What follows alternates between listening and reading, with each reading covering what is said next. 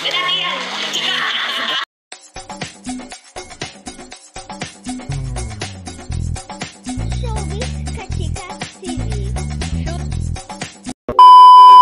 Hello mga kachika! This year 2025 ay mukhang taon nga talaga ni Sue Ramirez dahil talaga namang bonggang-bongga nga ang kanyang mga ganap sa buhay kung saan tuwang-tuwa nga rin ang kanyang mga fans sa kanyang mga tinatamasang success this year. May 2025 pa nga lamang ay talaga namang bonggang-bongga na nga ang kanyang trabaho dahil meron nga siyang naka-line up na 3 pelikula kung saan siya nga ang bida. 3 days to go na nga lamang, May 7, 2025 ay ipapalabas na nga ang kanyang pelikulang In Between kung saan kasama nga niya si Diego Loizaga na talaga namang inaabangan na nga ng lahat. This In Between movie ay isa ngang rom-com kung saan napapanahon nga daw ito at talaga namang nagaganap nga sa mga buhay-buhay ng bawat single ladies at single men. At May 27, 2025 naman ay iso-showing naman ang kanyang pelikulang Lasting Moment kasama naman niya si J.M. de Guzman.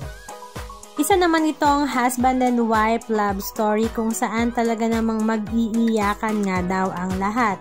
Ang pangatlo naman niyang pelikula ay coming soon na nga. Ito naman ay mukhang comedy kung saan patatawanin naman daw tayo ng husto dahil nga sa kung ano man ang dapat isolve ni Sue Ramirez sa pelikulang ito. Ang title naman ng pelikulang ito ay Wait for Thursday. Samantala, ang endorsement naman ni Sue Ramirez ay talagang kaliwat kanan din nga na talaga namang ipinagpapasalamat nga niya sa Diyos dahil matagal na rin niyang inintay ang ganitong kabising trabaho. At syempre, ang isa pa nga niyang pinagpapasalamat ay ang kanyang love life, ang kanyang boyfriend na si Dominic Roque. Dumating rin nga on perfect timing si Dominic Roque na kinakakiligan naman lahat ng kanilang mga fans dahil talaga namang bagay na bagay nga. Halika at panoorin natin ang ilan sa mga video clips ganap na kanyang ibinahagi sa kanyang social media account.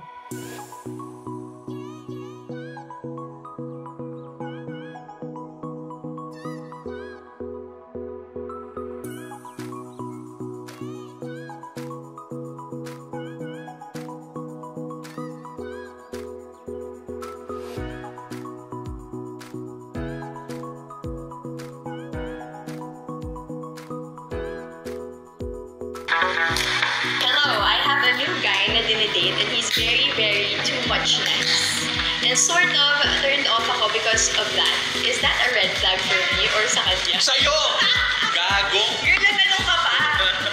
Alam mo yun yung sinasabi nila, di ba? Na pag in a relationship ka with a douchebag, naghahanap ka ng nice guy. Tapos pag may nice guy na lumalapit sa'yo, hinahanap mo douchebag. So, ewan ko, mag-decision ka kaya kung ano talagang gusto mo. Mahirap na buhay or hindi?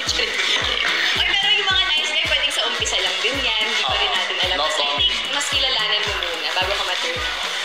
Meron yan, may red flag. Sure ako. Lalaki yan. Joke lang. Totoo yung sinasabi mo. Kasi parang na-experience ka rin. If I'm too nice to a girl, parang she loses interest. But if I'm kinda distant, dun pa siya mas low.